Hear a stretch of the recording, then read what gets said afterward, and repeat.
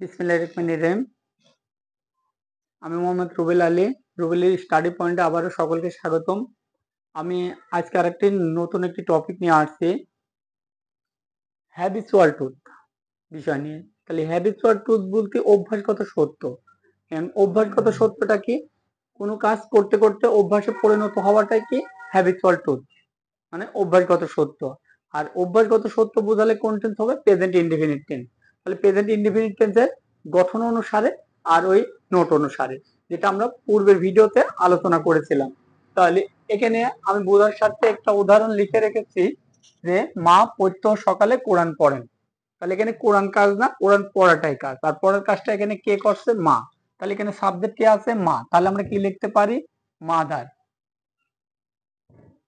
তাহলে মাদার।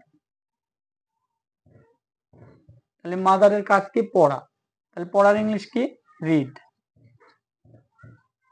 আর এই বাক্যটা প্রেজেন্ট ইনডিফিনিট টেন্স।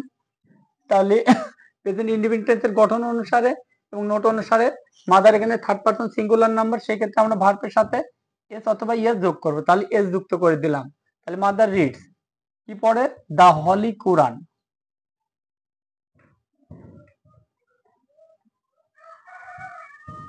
দা হলি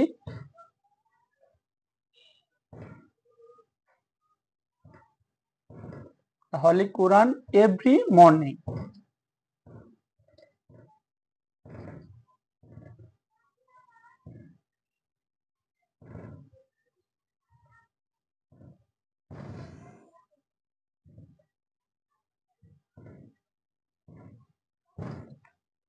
এইভাবে প্রেজেন্ট ইনডিফিনিট টেন্সের অভ্যাসগত বাক্যকে আমরা এই গঠন অনুসারে লিখতে পারি। ধন্যবাদ সকলকে। আসসালামু আলাইকুম।